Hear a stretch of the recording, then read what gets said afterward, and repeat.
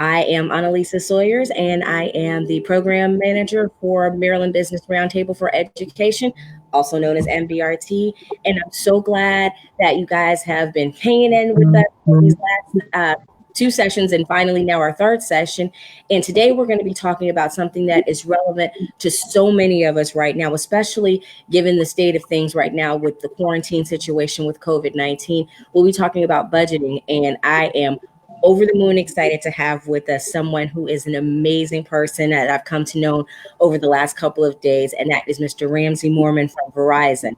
He is just going to bless you guys so much with so much information, and I'm so honored to be with us. So Ramsey, thank you so much for joining us today. How are you?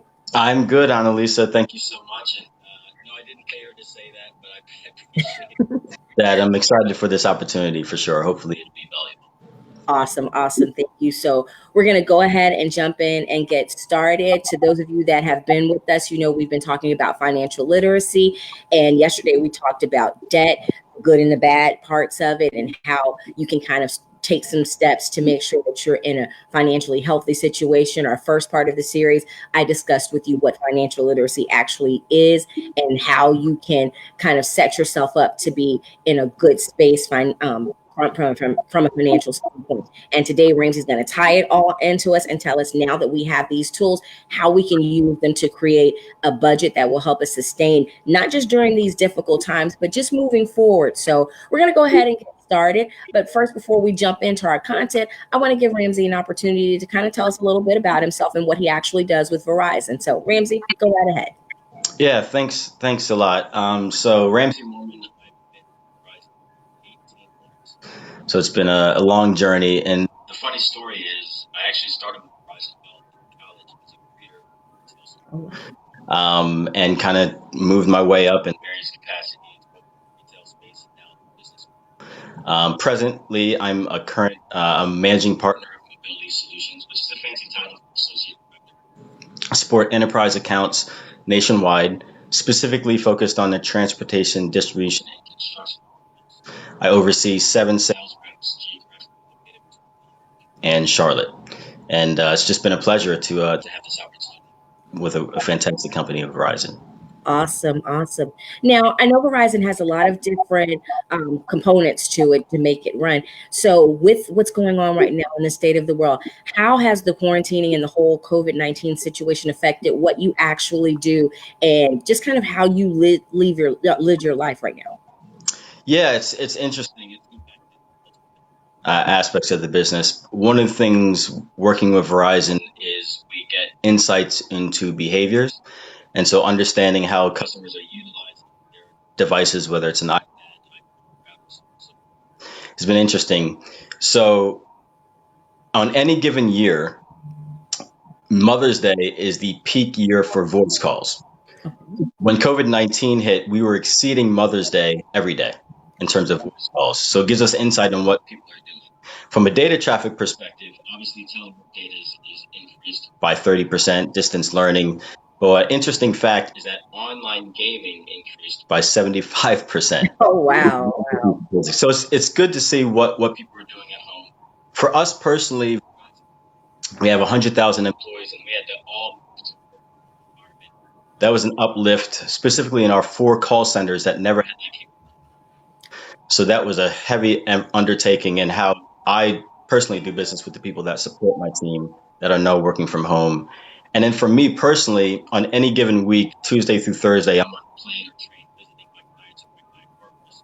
And now I'm here not only doing virtual meetings, but homeschooling a 4 and 2-year-old at the same time. Oh my gosh. It's been an interesting shift, being home, but navigating through technology, I think it's been a blessing, and helping our clients in spite of this distance has been helpful tremendously. Well, that's good. And I mean, you guys have really been, I know, one of the forefront companies when it comes to communication and just, telecommunication just in general. So thank you so much for all that you and Verizon are doing to keep everyone connected right now in this critical time of having, multi-level connectivity. So just thank you so much for all that you guys are doing. And thank you again for being available to give this critical information that so many of us, not just our students that are just kind of getting into the whole aspect of earning money and learning what that's like, but just again, all of us right now who could totally benefit from, budgeting. So with that, I'm going to go ahead and get started. So I want to just kind of start off. If you could kind of tell people that may not necessarily understand what budgeting is or how a budget actually works, can you kind of give us an overview or a quick little synopsis of what budgeting actually means or what it is? Absolutely. Absolutely. So a budget is really devising a game plan to identify what you should and should not be spending, saving based on the income that you have and the expenses that you're going out. So it's literally devising a blueprint of what your month will look like based on what you already know. You should already have an idea of the money that's coming in, and you should have a general idea of the expenses that are going out. So instead of having a general idea, literally putting pen to paper and mapping out what you should look to do with the money that you're having, whether it's spending, saving, giving, so on and so forth. So a budget is a structured plan to tell your money what to do. Okay. So for the person that, may not have, um, I guess, regular income, maybe they're a server where their money fluctuates from time to time, or maybe it's a student that has a job where they're paid off of commission, so that fluctuates. How do you operate within a budget when you don't have a constant or steady stream of income? Yeah, what you should do is look at your highs and your lows and do a rough average. So, for example, I'm commission based as well. I get compensation for the sales that we do. So I have to take that quarterly budget and know that that's my highs, and then average that out for a 3 month period, so that I'm not spending all that money at once and then I get hit. So a safe way is to say what on average would be the low point, and then budget against that. And then when you exceed that, utilize that to have surplus, whether it's a savings, an emergency fund, paying down debt, so on and so forth. So I would focus on the low end of what your scale is, and then use the high end to be a blessing to you as opposed to what the norm would be. That way you don't get yourself in a bunch. Okay. So I guess for people that may not completely understand when you say that you have to kind of take the average. So is this something that you should kind of do on a regular basis, like from week to week to week to week, or should you just do it monthly? How do you formulate your budget and know what's the time frame to kind of get yourself in a good rhythm of a budget? Yeah, so typically I would say a budget should be monthly. Okay. So you should map out, typically people get paid biweekly. Of course, some industries get paid right then and there if you're a waitress or a waiter. But on average, you should know what kind of hours you're putting on a weekly basis, how that translates into a monthly basis. And then because typically your expenses are monthly, right? Your water bill is monthly, your gas bill is monthly. So you want to look at your income on a monthly basis and then pair that against the expenses, which typically come in on a monthly basis as well. And that's why we do monthly budgets. Okay. You said something to me, well, in our communication and preparing for this, that I thought was just like kind of aha. It was kind of eye opening. You said relationships to money are emotional. Could you Yes, kind of explain that a little bit and kind of go into depth about how you came up with that? absolutely, absolutely. So thank you for asking that question. I'm extremely passionate about this, and I've learned a lot in my career and how to manage money. I've made many, many mistakes, which is why I'm passionate about it, and I want to share this with the youth and others as well. There are two quotes that literally changed my whole concept and lifestyle about money, and they're relatively harsh quotes, but I want to share this. I talk about behaviors. Okay. Children do what feels good. Adults devise a plan and execute it. Wow. Okay. 4 and a 2-year-old, right? So they want what they want when they want it. Right. There's no concept of logic. But that 2-year-old, that 4-year-old behavior is inside all of us. We all have that child behavior that wants to do it and wants what we want now, and that doesn't go away. So childhood behavior is a mindset. And so when you think about children do what feels good and adults devise a plan and execute it, that's a behavior choice. The second quote is that the borrower is slave to the lender, Ooh, which means if you want to win that money, your goal should be able to lend money, those that have money, not be a borrower and those that owe money. So a relationship to money should be emotional, should be meaningful to you. So if I can provide an analogy, sure. professional athletes all have one thing in common. They're Okay. all passionate about their field. They didn't accidentally become great. They were intentional, they planned, and they prepared in order to be professional athletes. And in many cases, especially, whether it's football or basketball or baseball, they told their body what to do. They got up in the morning, they practiced, they pushed through the pain, they ate right, they told their body what to do. And their behaviors were consistent with their goals. And athletes want one thing, to win. Right. And so the same mindset should be with money. You want to win with money, and in order to win with money, you have to have the same mindset. You need to be intentional. You need to plan and you need to prepare. And there should be an emotional connection between you and the money so that it hurts when you're not winning with it, and therefore you're more intentional about it. Oh, I love that. I love that. And you said something um that's so, relevant for so many of us. I have a 13-year-old myself, and she's a gymnast, and she gets a little allowance, and every time she gets that money in her hand, there's something that she wants. And even as an adult, I find myself, there's that pair of shoes, or there's that new gadget, that we all want. So you're right, and we do connect to that. So with regard to budgeting, how do we curb those behaviors, or how do we still not deprive ourselves of those things? Because some people, I'm sure, feel like if I earned it, if I worked hard for it, why not, indulge myself? So how do we kind of curb some of those behaviors so that we don't end up kind of like what Dustin Wilder was talking about yesterday, finding ourselves in debt, and kind of like what you said, we don't seek to become a slave to lenders, and so that we're able to enjoy the fruits of our labor but still be able to live within a good realm. Absolutely. So winning with money again is 100% about behaviors, and behaviors is all about choices. So, in order to win with money and have the behaviors, you have to tell your money what to do. Well, first of all, you have to understand what you want it to do. What are your financial goals in the first place? What are you trying to accomplish? What's the long game, right? And so there's three specific things that you can do with money. Okay. You can save and invest it, which means you're planning for the future, you're planning for stability.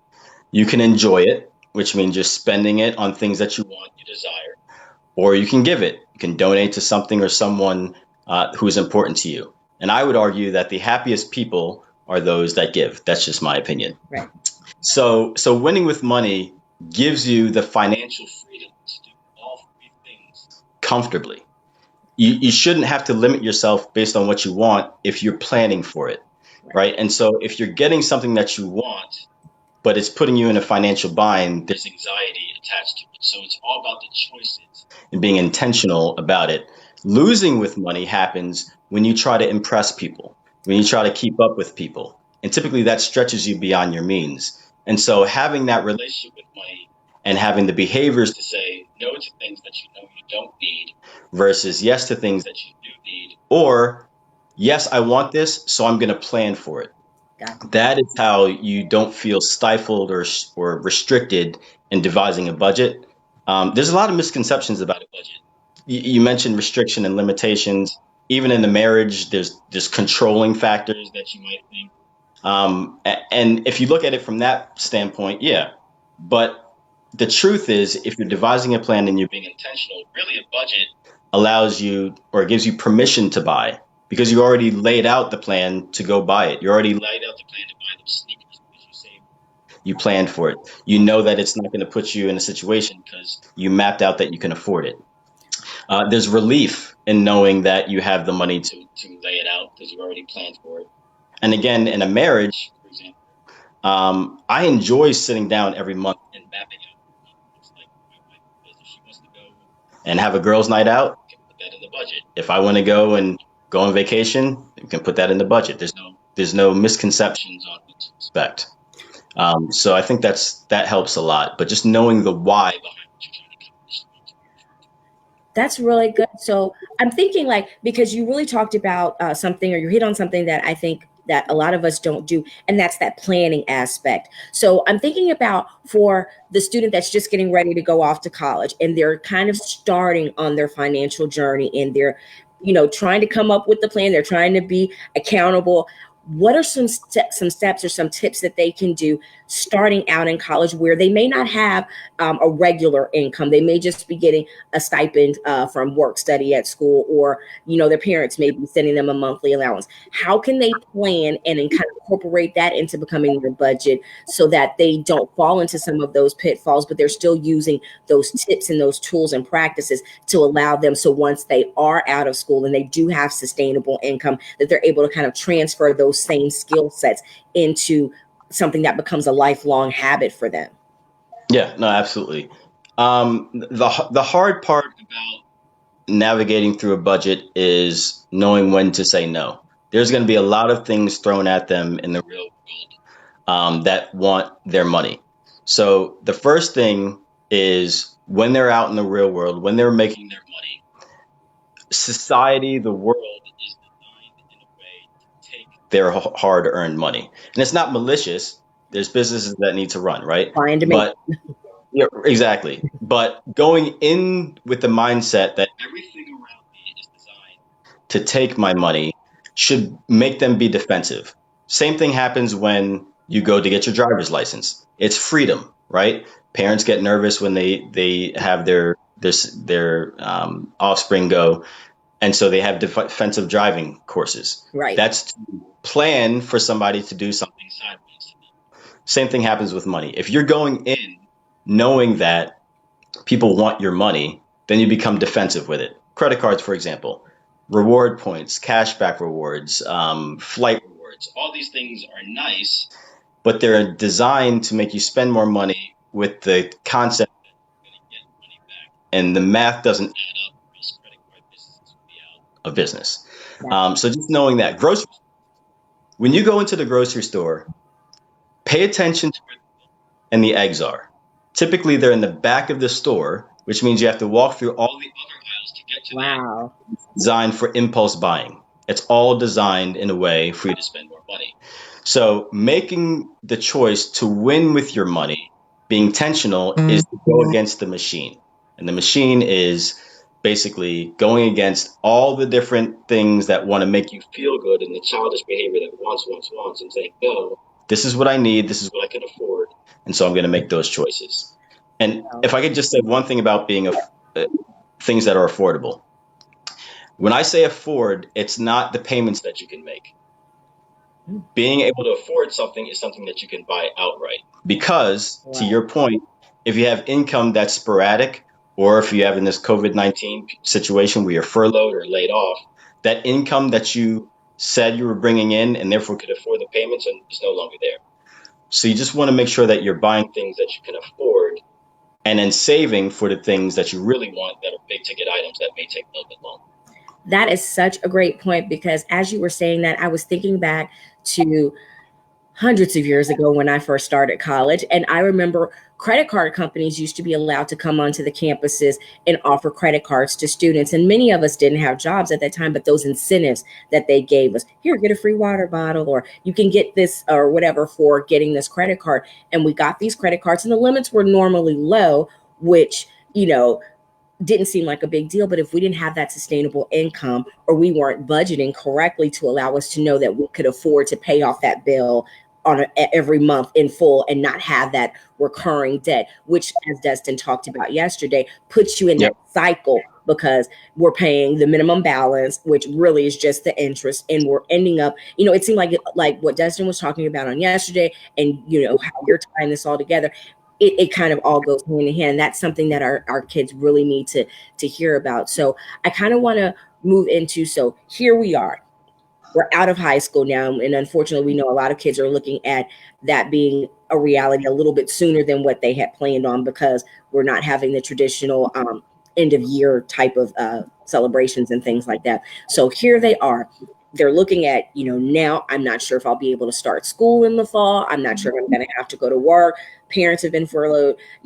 I've got the option of getting this credit card. I've got the option of, doing all of these different things, but I need to make sure that I have a plan, as you said. Can you give us some tools, some tips, or some resources that we can go to help students start to create this plan and this goal for themselves so that they don't find themselves in a bad situation when things get back to normal, if we ever will get back to normal? Absolutely, absolutely. So just piggybacking just on the behaviors, and then I'll go into the specific tools. One, I would just say is use cash often.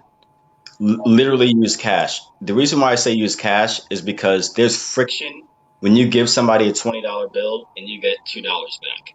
You know that that $20 is gone. Right. If you use a debit card, if you use a credit card, if you use Apple Pay, even if you click a button on Amazon, there's no friction, right? You don't feel a sense of loss. Right. So using cash will allow you to, feel the money that you're leaving. So that's behaviorally.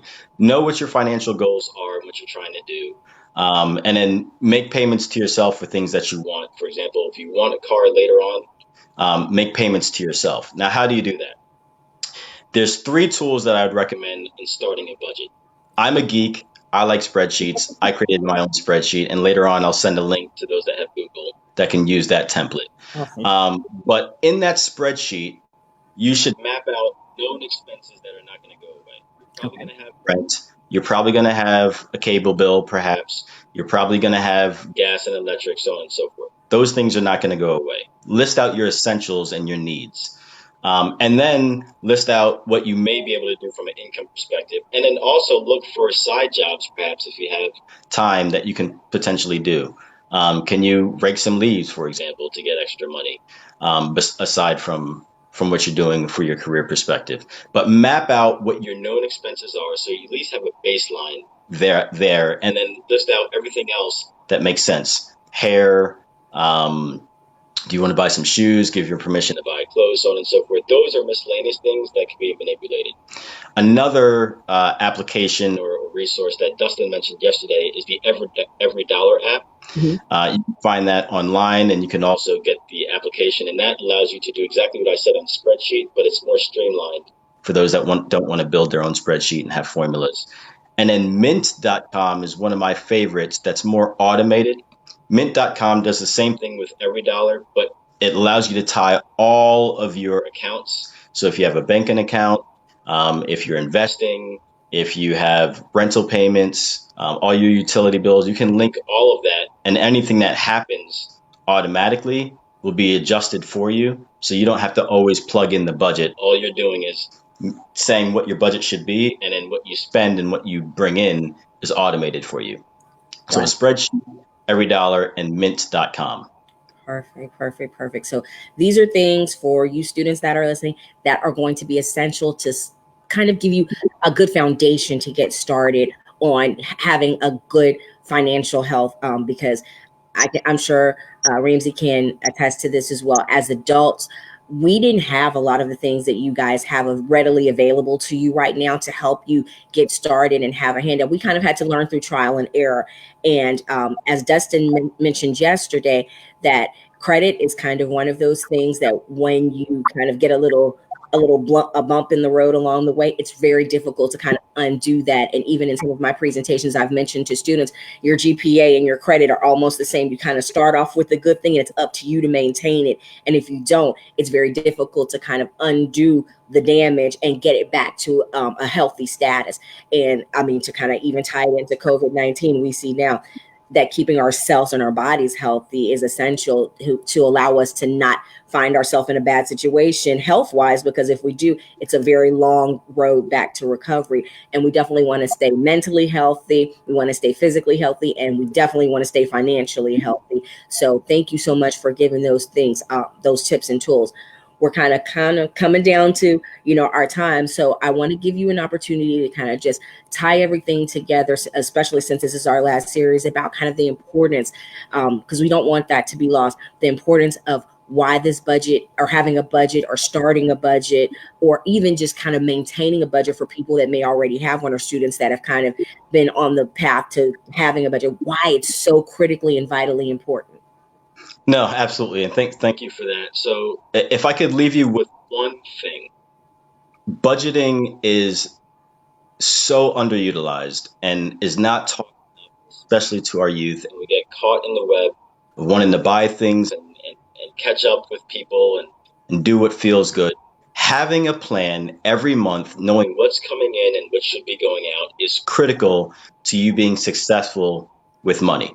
And what I didn't say is getting a six-figure job. What I didn't say is getting an inheritance. What I didn't say is winning the lottery. It's about you telling your money what it can and cannot do, being intentional about it, being intentional about the savings and seeing the long game so that you can do what you want. A budget is not set to restrict you. It's to relieve you, to have financial peace so that if you want to give and be generous, you have the means to do so. And so it's really critical to do that, to have that mindset of I want to control my money. I don't want anybody else to control what that is. And it does take discipline. It does take consistency, even until adulthood. It's a lifestyle. The good thing about the youth is they don't necessarily have any bad habits to break, right? So if you start this way, I promise you, you're going to be successful in the end. And if you're an adult listening, you can start to do it now. And one of the things I noticed is how much I was spending eating out when I started doing it, but I had no clue. I saved hundreds of dollars just by going to the grocery store instead of eating out. And so a budget just gives you clarity on what's going on, and you have way more control. And we like having control. So there's no reason why you shouldn't want to do a budget, and it'll pay off in the long run for sure. I know we're kind of getting closer to our time, but I see a comment that popped up that I want to kind of touch on, and I know you could add some depth to this. One of the comments I see now from Mr. Glenn Spates, who's also one of our volunteers. So thank you, Mr. Spates, for joining in. He said it would be really good for students to benefit from understanding how to build net worth and understand that expensive clothes and cars don't build net worth. And I think that is so vitally important, because I'm thinking about our youth, and I was a teacher in high schools, and I would hear some of the conversations that students would have. And I'm sure some of our youth that are watching now probably think they have to make a certain amount of money. And you kind of just touched on this. They have to make X amount of dollars, or they have to have this specific type of job in order to be considered financially successful. And it's really not about that. It's about how you utilize what you have or what you're making, and make, like you said, that work for you. And a lot of times I think people that make probably less find themselves in better financial health than people that have hundreds and millions of dollars, because it seems like the more we have, the more we spend, as opposed to kind of controlling those behaviors. What do you think about that? You hit it on the nail on the head. When you deal with behaviors, if you are somebody that is responsible with money and you make $40,000-$50,000 a year and you invest it over a certain period of time, you can become a millionaire, hands down, especially if you're starting at 18. If you're somebody that's irresponsible with money and you make six-figure salary, all you're going to do is buy more big ticketed items to put you in the same exact situation. So there's a book that I want to recommend reading. It's actually called Everyday Millionaire by Chris Hogan. Oh, wow. This breaks down how everyday people, teachers, blue collar workers, farmers, have all become millionaires, not because they have high paying jobs, but because they're being intentional with money. Now, net worth, just to break that down, is the money that you come in minus the money that's going out, what you're left with. Okay. So if you make $1 million a year, but you're spending $1.2 million a year, your net worth is negative 200,000. That means you are not a millionaire. You are a millionaire when your net worth exceeds $1 million. So for example, if somebody bought a house for $100,000 and 20 years later that house is now worth $400,000 because of appreciation. Right. And they've been saving in 401k, which is a retirement investment tool, putting it in stocks and bonds, what have you. And over time, the house that's paid off, plus the money that they've been saving, even though they're only making $50,000, all that wrapped together makes them a millionaire. It's not how much money you make, it's what you're doing with your money and controlling the liabilities and the expenses while managing the income in a very smart way. So if you're somebody that spends a whole lot of money, it's not going to help if I give you a lot of money because you're just going to spend it. Right. So it's all about behaviors and making sure that you are navigating through saving and investing and being responsible. I mean, this has been like so life changing just for me personally.